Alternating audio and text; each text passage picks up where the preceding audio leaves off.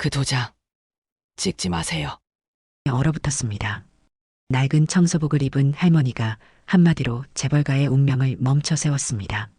글도 모르는 청소부, 그러나 그녀가 막으려는 건 단순한 서류가 아니었습니다. 25년 전 묻혀있던 진실이 드디어 드러나려 하고 있었습니다. 그리고 모두의 인생이 뒤집힐 준비를 하고 있었습니다. 영상 시청 전 구독과 좋아요 눌러주세요. 경북 산골 쪽방촌. 천장에서 물방울이 뚝뚝 떨어지는 6평 남짓한 방 안에서 알람시계가 울렸습니다. 74살 청소부 최복순이 몸을 일으켰습니다. 무릎이 욱신거렸지만 참았습니다. 최복순이 한숨을 내쉬며 말했습니다. 오늘도 가야지. 혜진이 등록금이 아직 200만 원이나 남았는데. 할머니는 낡은 점퍼에 혜진 운동화를 신었습니다. 구멍이 난 양말 위로 발가락이 삐져나왔지만 새 양말을 살 여유는 없었습니다. 보자기를 펼쳤습니다. 어제 저녁에 남은 보리밥과 김치 몇 조각, 그리고 소금에 절인 무 한 조각이 전부였습니다. 이것도 감사한 거지. 예전에는 이것도 없었으니까. 거울 앞에 서서 헝클어진 머리를 빗으며 25년 전을 떠올렸습니다. 그때는 아들 민호가 있었습니다. 매달 용돈을 보내주던 효자 아들이었습니다. 엄마, 걱정 마세요.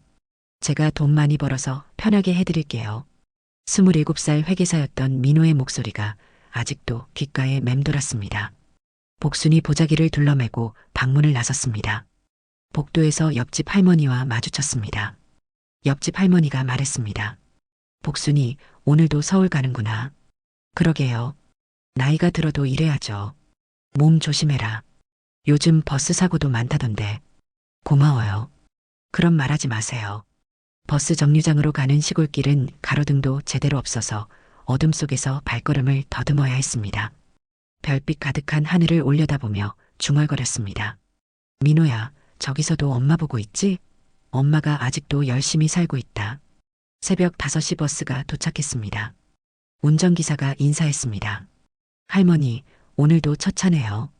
늙은 게 잠이 없어서 그래요. 버스 안에는 일찍 출근하는 사람들이 몇 명 앉아 있었습니다. 대부분 졸고 있었습니다. 복수는 맨 뒷자리에 앉아서 창밖을 바라봤습니다. 2시간 반 동안 흔들리는 버스를 타고 서울로 향했습니다. 창밖으로 지나가는 논밭을 바라보며 25년 전을 더 자세히 떠올렸습니다. 그때만 해도 민호가 꿈이 많았습니다. 엄마, 저는 정의로운 회계사가 되고 싶어요. 부정한 일을 하는 회사들을 혼내주고 싶어요. 그래, 우리 민호야. 바른 일하는 게 제일 중요해. 나중에 제가 큰 회계사무소를 차리면 엄마 모시고 서울에서 살아요. 하지만 그 꿈은 이루어지지 못했습니다. 어느 날 갑자기 걸려온 전화 한 통. 할머니, 아드님이 교통사고를 당하셨습니다. 병원으로 달려갔지만 이미 늦었습니다. 27살 한창 꿈을 펼쳐야 할 나이에 민호는 세상을 떠났습니다. 복순이 눈물을 훔쳤습니다.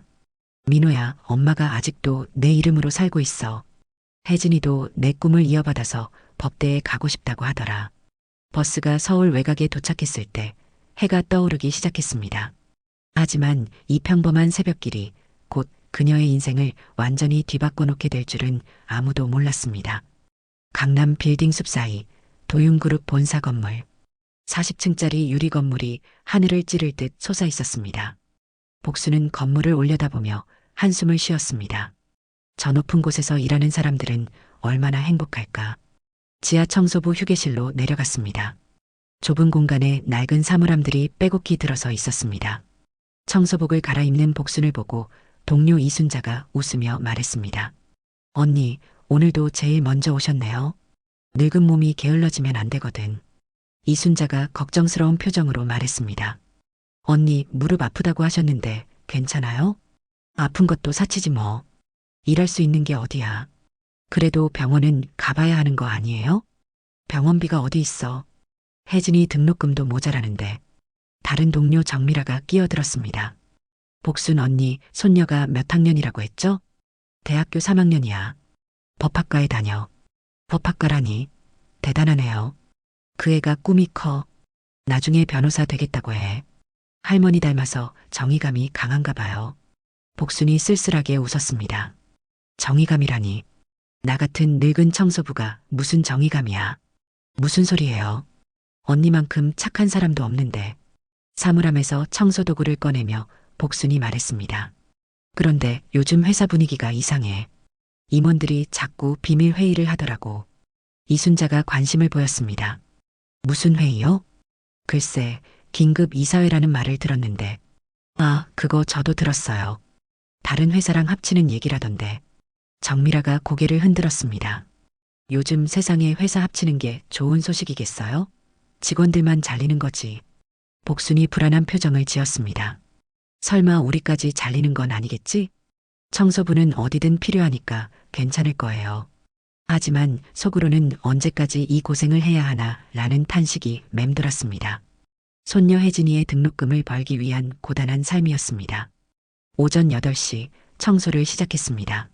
먼저 20층부터 30층까지 사무실 청소, 책상마다 쌓인 서류들, 컴퓨터, 복사기 주변을 정성스럽게 닦았습니다. 엘리베이터에서 직원들이 나누는 대화를 들었습니다. 대성그룹이랑 합병한다던데. 진짜요? 우리 월급은 어떻게 되는 거예요? 모르겠어요. 임원들도 쉬쉬하고 있고. 복수는 걸레질을 하면서 귀를 기울였습니다. 그런데 대성그룹이 우리보다 큰 회사 아니에요? 맞아요. 근데 왜 합병을 하려는 거죠? 뭔가 이상하긴 해요. 점심시간이 되었습니다. 옥상으로 올라가서 도시락을 꺼냈습니다. 서울 시내가 한눈에 내려다 보이는 옥상에서 혼자 앉아 보리밥을 먹으며 아들을 떠올렸습니다. 민호야, 너만 살아있었다면 지금쯤 혜진이 등록금 걱정은 안 했을 텐데. 25년 전 27살이던 아들 민호는 정의로운 회계사였습니다. 회사의 부정을 고발하려다 안타까운 사고로 생명을 잃었습니다. 그날도 평소와 다름없이 출근했던 민호. 엄마, 회사에서 이상한 일이 있어요. 무슨 일인데? 장부에 가짜 숫자가 들어가 있어요. 세금을 안 내려고 하는 것 같아요. 그런 건 신고해야 하는 거 아니니? 그럼요. 제가 정의로운 일을 하겠다고 했잖아요. 그 말이 마지막이었습니다. 복순이 도시락을 덮으며 중얼거렸습니다. 엄마, 정의로운 일을 하고 싶어요. 생전 아들이 했던 말이 아직도 귓가에 맴돌았습니다. 오후에는 30층부터 40층까지 청소해야 했습니다. 30분 후 청소를 다시 시작한 복순. 20층 사무실부터 40층 회장실까지 하루에 10,000보도 넘게 걸어야 했습니다. 복도를 걸으며 생각했습니다. 나이가 들어도 포기하면 안 되지. 혜진이를 위해서라도. 40층 회장실 근처에서 청소를 하는데 안쪽에서 목소리가 들렸습니다. 내일 긴급 이사회 소집하겠습니다. 회장님, 정말 괜찮으실까요? 선택의 여지가 없어요. 복수는 청소에 집중하려 했지만 이상하게 불안한 기분이 들었습니다. 그런데 바로 다음 날 그녀의 귀에 긴급 이사회라는 낯선 말이 더 자주 들려오기 시작했습니다. 모든 게 예사롭지 않았습니다. 다음 날 아침 복순이 평소보다 일찍 회사에 도착했습니다. 엘리베이터 안에서 직원들이 흘린 대화가 복순의 귀에 꽂혔습니다. 오늘 회장님 긴급 이사회 소집하셨대. 갑자기 왜요? 합병 얘기라던데요. 어느 회사랑요? 대성그룹이랑 손잡는다는 소문도 있고. 대성그룹이요? 거기 평판이 안 좋던데. 복수는 더 귀를 기울였습니다. 평판이 왜 안 좋아요? 다른 회사들 인수하고 나서 직원들 대량 해고시키는 걸로 유명해요. 설마 우리 회사도 그렇게 되는 건 아니겠죠? 모르죠. 요즘 세상에 안전한 곳이 어디 있어요. 엘리베이터에서 내린 복순, 마음이 무거워졌습니다. 혜진이 등록금은 어떻게 하지? 내가 잘리면. 28층 회의실 근처에서 청소를 시작했는데 평소와 달리 경비가 서 있었습니다. 경비가 복순을 보고 말했습니다. 할머니, 오늘 여기 중요한 회의 있어요. 그래요? 평소처럼 청소만 할게요. 조용히 해주세요. 네, 알겠어요. 청소도구를 든 복순을 경비는 그대로 들여보냈습니다. 안쪽 구석에서 조용히 청소를 시작한 그녀. 곧 이사들이 하나둘 입장했습니다. 모두 심각한 표정이었습니다. 첫 번째로 들어온 이사가 말했습니다. 오늘 안건이 뭔지 아세요? 대성그룹 합병건이라던데요. 회장님 표정이 어둡던데 뭔가 문제가 있나 봐요. 서류 뭉치와 도장이 테이블 위에 놓였습니다. 두꺼운 계약서였습니다. 김철수 전무가 들어오며 말했습니다. 여러분, 회장님이 오시기 전에 미리 검토해 보세요. 전무님, 이 합병이 정말 우리에게 도움이 될까요? 김 전무가 단호하게 답했습니다. 지금 상황에서는 최선의 선택입니다. 하지만 직원들 입장에서는 회사가 살아야 직원도 살 수 있습니다. 이사 중 한 명이 걱정스럽게 말했습니다. 대성그룹이 인수한 다른 회사들을 보면 김 전무가 말을 끊었습니다. 과거는 중요하지 않습니다. 지금이 중요해요. 강도윤 회장도 들어왔지만 유난히 피로에 지친 얼굴이었습니다. 회장이 자리에 앉으며 말했습니다. 정말 이 합병이 최선일까요? 김 전무가 답했습니다. 회장님, 지금이 기회입니다. 더 이상 망설이시면 안 됩니다. 하지만 우리 직원들보다 회사 존속이 우선입니다. 다른 이사가 끼어들었습니다. 회장님, 저희도 고민이 많습니다. 무엇보다 투명하게 진행되어야 하지 않을까요? 김 전무가 짜증스럽게 말했습니다. 투명하다 못해 투명합니다. 계약서도 다 공개되어 있고 회장이 계약서를 들여다보며 말했습니다. 이 조건들을 다시 한번 검토해 보세요. 이미 여러 번 검토했습니다. 그래도 중요한 결정이니까. 구석에서 청소하던 복순, 이상하게 가슴이 뛰기 시작했습니다. 25년 전 아들 민호가 마지막으로 했던 말이 떠올랐습니다. 엄마, 회사에서 나쁜 일이 일어나고 있어요. 제가 막아야 해요. 복순이 걸레를 쥔 손에 힘이 들어갔습니다. 정리해보면 평생 구석에서 묵묵히 청소만 하던 그녀가 이제 가장 중요한 순간의 증인이 된 것이었습니다. 김 전무가 회장에게 도장을 내밀었습니다. 회장님, 결정하셔야 합니다. 회장이 도장을 받아들었습니다. 그리고 그 도장이 계약서 위로 내려오기 시작했습니다. 모든 사람의 숨이 멎는 순간이었습니다. 복순의 심장이 터질 듯 뛰기 시작했습니다. 25년 전 아들의 죽음을 떠올리며 온몸이 떨렸습니다. 그날 밤 민호가 마지막으로 집에 와서 한 말. 엄마, 내일 회사에 중요한 서류를 제출할 거예요. 무슨 서류인데? 부정을 고발하는 서류요. 정의로운 일을 해야죠. 위험하지 않을까? 괜찮아요. 진실은 이기거든요. 하지만 그 다음 날 민호는 돌아오지 못했습니다. 복순이 떨리는 손으로 걸레를 꽉 쥐었습니다. 도장이 종이에 닿으려는 순간 복순이 소리쳤습니다. 안 됩니다. 청소도구가 바닥에 떨어지며 쨍그랑 소리가 회의실을 갈랐습니다. 모든 이사들이 놀라서 복순을 쳐다봤습니다. 김 전무가 벌떡 일어나 외쳤습니다. 이게 뭡니까? 당장 내보내요. 청소부가 무슨 권리로 회의를 방해해요? 경비는 뭐하고 있는 거야? 그러나 회장은 손을 들며 제지했습니다. 잠깐, 왜 안 된다고 하셨습니까?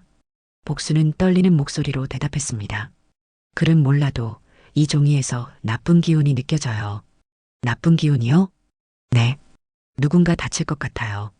이사들이 비웃음을 터뜨렸습니다. 할머니가 미신이나 믿는군. 청소부가 무슨 계약을 알겠어요. 빨리 내보내세요. 그러나 회장은 이상하게도 눈빛이 흔들리고 있었습니다. 회장이 조용히 물었습니다. 할머니, 왜 그런 기운이 느껴진다고 생각하세요? 복순의 눈에 눈물이 맺혔습니다. 제 아들도 이런 종이 때문에 생명을 잃었어요. 아들이요? 네. 25년 전에. 이사들이 서로를 쳐다보며 술렁거렸습니다. 김 전무가 급히 끼어들었습니다. 회장님, 이런 헛소리에 시간 낭비하지 마세요. 하지만 복수는 계속 말했습니다. 제 아들은 정의로운 회계사였어요. 회사의 나쁜 일을 고발하려다가 회장의 얼굴이 점점 창백해졌습니다. 복순이 울먹이며 계속했습니다. 그 애도 이런 중요한 서류를 만지다가 사고를 당했어요. 혹시 성함이? 복순이 떨리는 목소리로 대답했습니다. 강민호예요. 제 아들 이름이 강민호예요. 그 순간 회의실 안이 완전히 조용해졌습니다. 회장이 손에 든 도장을 툭 떨어뜨렸습니다. 그 순간 그녀 입에서 나온 이름 하나가 모든 사람의 숨을 멎게 만들었습니다. 회의실 공기가 얼어붙었습니다. 회장이 떨리는 목소리로 물었습니다. 뭐라고 하셨습니까? 이름이 강민호라고요? 복순이 눈물을 흘리며 대답했습니다. 네, 제 아들 강민호요. 27살에 세상을 떠났어요. 이사들이 서로를 쳐다보며 술렁거렸습니다. 한 이사가 작은 목소리로 말했습니다. 강민호라는 이름 어디서 들어본 것 같은데. 다른 이사도 고개를 끄덕였습니다. 저도 그래요. 분명히 들어본 이름이에요. 김 전무가 급히 끼어들어 외쳤습니다. 회장님, 과거 따위는 중요하지 않습니다. 지금 당장 계약을 진행해야 합니다. 그러나 회장의 얼굴은 점점 더 창백해졌습니다. 25년 전 정의로운 젊은 회계사의 죽음을 떠올린 것입니다. 회장이 조용히 말했습니다. 강민호 씨, 그분을 기억합니다. 복순이 놀라서 물었습니다. 우리 민호를 아세요? 25년 전 우리 회사 회계팀에 계셨죠? 맞아요. 그때 회장님이 계셨던 거예요? 회장이 고개를 끄덕였습니다. 저는 그때 상무였습니다. 강민호 씨는 정말 정직한 분이셨어요. 복순이 울먹이며 말했습니다. 민호는 27살이었어요. 회사에 나쁜 일을 고발하려다가 갑자기 사고를 당했어요. 그분이 마지막에 제출하려던 보고서가 있었어요. 무슨 보고서요? 회장이 힘들게 말했습니다. 회사의 비리를 고발하는 보고서였습니다. 이사들이 더욱 술렁거렸습니다. 복순이 계속 물었습니다. 그런데 왜 우리 민호가 사고를? 그때 일부 임원들이 그 보고서를 막으려고 김 전무가 다시 끼어들었습니다. 회장님, 이런 옛날 얘기로 시간 낭비하지 마세요. 하지만 회장은 김 전무를 무시하고 복순에게 말했습니다. 할머니, 정말 죄송합니다. 그때 제가 막지 못해서. 복순이 물었습니다. 혹시 그분이 우리 회사 회계팀에 계셨나요? 그래요. 정의로운 일을 하고 싶다며 매일 늦게까지 일했어요. 회장이 깊은 한숨을 쉬며 말했습니다. 강민호 씨는 회사의 비리 장부를 발견했어요. 어떤 비리요? 가짜 매출, 세금 포탈, 뇌물. 여러 가지였어요. 복순이 떨리는 목소리로 물었습니다. 그래서 우리 민호가 보고서를 제출하기 하루 전에 사고가 났어요. 김 전무가 화를 내며 말했습니다. 그건 단순한 교통사고였습니다. 아무도 일부러 한 일이 아니에요. 하지만 회장은 고개를 저었습니다. 아닙니다. 저도 의심스러운 점이 많았어요. 회장님, 복순이 울음을 터뜨렸습니다. 그럼 우리 민호가 정말로? 할머니, 제가 확실히 알아보겠습니다. 간단히 말해 묻혀있던 과거가 지금 이 순간 현재와 정면으로 충돌하기 시작한 것이었습니다. 복순이 계약서를 가리키며 말했습니다. 그런데 이종이도 똑같은 느낌이 나요. 똑같은 느낌이요? 네. 누군가를 해치려는 나쁜 기운이요. 회장이 계약서를 다시 자세히 들여다봤습니다. 그리고 계약서 안에서 더 큰 진실이 드러나기 시작했습니다. 회장이 복순이 가리킨 부분을 자세히 살펴봤습니다. 이게 뭐지? 여기 작은 글씨로 뭔가 써 있네요. 이사들이 모두 고개를 내밀어 보았습니다. 직원 3,000명 해고? 이게 뭔 소리예요? 회의실이 술렁거렸습니다. 회장이 계속 읽어 내려갔습니다. 핵심 기술 이전? 이것도 처음 보는 조항이네요. 회장님, 저희도 이런 건 처음 들어봅니다. 김 전무가 당황하며 말했습니다. 그건 단순한 부대 조건일 뿐입니다. 중요하지 않은 내용이에요. 하지만 이사들은 이미 눈치를 챘습니다. 한 이사가 분노하며 말했습니다. 이건 합병이 아니라 먹튀 아닙니까? 우리 회사를 통째로 삼키려는 거네요. 다른 이사도 동조했습니다. 직원들을 모두 내보내고 기술만 가져가겠다는 뜻이네요. 이건 사기예요. 복순이 절규하듯 말했습니다. 이건 사람을 해치는 종이에요. 제 아들도 이런 걸 거부하다 생명을 잃었어요. 우리 민호도 이런 나쁜 일을 막으려다가. 김 전무가 얼굴이 새파랗게 질리며 변명했습니다. 할머니가 뭘 안다고 그런 소리를 해요. 이건 정당한 사업입니다. 그러나 이사들의 분노는 걷잡을 수 없었습니다. 전무님, 이걸 정당하다고 할 수 있어요? 3,000명의 직원을 길거리로 내모는 게 정당해요? 그들도 가족이 있는 사람들인데. 회장이 계약서를 더 자세히 읽어봤습니다. 여기 보세요. 회사 부채도 우리가 다 떠안게 되어 있어요. 이익은 대성그룹이 가져가고 손실은 우리가 지는 거네요. 이건 계약이 아니라 강탈이에요. 김 전무가 다급히 말했습니다. 그래도 지금 상황에서는 어쩔 수 없어요. 회사가 망하면 더 큰일이잖아요. 복순이 떨리는 목소리로 말했습니다. 아니에요. 회사가 망해도 사람은 살아야 해요. 우리 민호가 그랬어요. 돈보다 사람이 중요하다고. 회장의 눈에 눈물이 맺혔습니다. 할머니 말씀이 맞습니다. 회장은 손에 든 계약서를 힘껏 찢어버렸습니다. 찍! 종이 찢어지는 소리가 회의실에 울려 퍼졌습니다. 이런 계약은 할 수 없습니다. 우리 직원들을 지켜야 해요. 김 전무가 다급히 말했습니다. 회장님, 뭐 하는 거예요? 계약서를 왜 찢어요? 그 순간 회의실 문이 벌컥 열리며 뜻밖의 인물들이 등장했습니다. 상상도 못한 반전이 기다리고 있었습니다. 한편 그 시각 대학교에서 복순의 손녀 강혜진이 법학과 수업을 듣고 있었습니다. 교수가 말했습니다. 오늘은 기업 합병과 관련된 법적 문제를 알아보겠습니다. 특히 불법적인 기업 인수합병 사례를 살펴보죠. 혜진이 손을 들었습니다. 교수님, 만약 계약서에 숨겨진 조항이 있다면 어떻게 해야 하나요? 좋은 질문이네요. 그런 경우 계약 무효를 주장할 수 있어요. 그런데 증거가 있어야 하겠죠? 수업이 끝난 후 혜진이 친구와 대화했습니다. 친구가 물었습니다. 혜진아, 너 요즘 왜 이런 공부에 관심이 많아? 우리 할머니 때문이야. 할머니가 뭐 하시는데? 청소부로 일하시는데 회사에서 이상한 일이 일어나고 있다고 하셔. 무슨 일인데? 혜진이 걱정스러운 표정으로 말했습니다. 합병 얘기가 나오는데 뭔가 이상하다고 하셔. 할머니가 걱정되니까 관련 법을 공부해 보려고. 그때 혜진의 휴대폰이 울렸습니다. 할머니한테서 전화다. 하지만 전화를 받으려는 순간 끊어졌습니다. 이상하네. 할머니가 왜 전화를?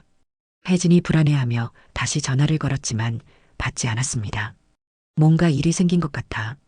친구가 말했습니다. 그냥 회사에 가서 확인해 보는 게 어때? 그래, 그래야겠어.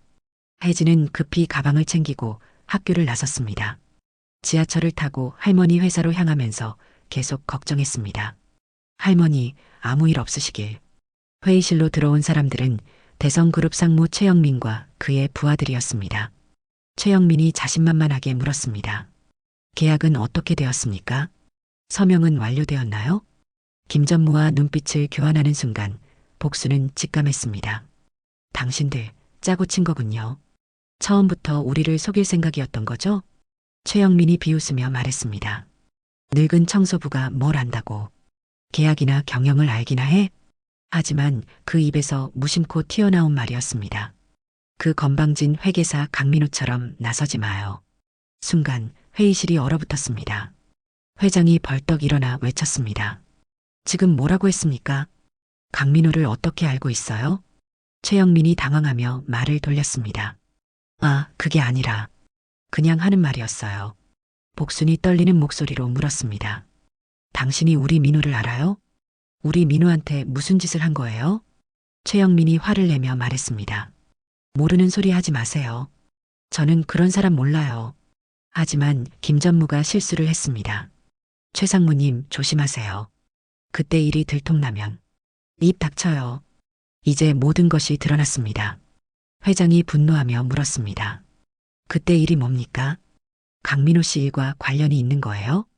복순이 울부짖었습니다. 우리 민우를 정말로? 그때 회의실 문이 다시 열렸습니다. 젊은 직원 박지영이 스마트폰을 들고 들어왔습니다. 지금까지의 대화가 모두 녹음되었습니다. 그리고 경찰에 신고했습니다. 최영민과 김 전무가 당황했습니다. 뭐라고? 녹음을? 당장 그거 지워요. 하지만 박지영은 이미 파일을 전송한 상태였습니다. 늦었어요. 이미 검찰청에 전송했거든요. 그 순간 회의실 밖에서 발소리가 들렸습니다. 경찰입니다. 문을 열어주세요. 결국 숨겨졌던 과거의 진실이 스스로 모습을 드러내기 시작한 것입니다. 경찰이 회의실 문을 열고 들어왔습니다. 김철수 씨, 최영민 씨 체포합니다. 25년 전 강민우 씨 사건과 관련해서 조사받으셔야 합니다. 복순이 주저앉으며 울었습니다. 민호야, 드디어 진실이 밝혀졌구나.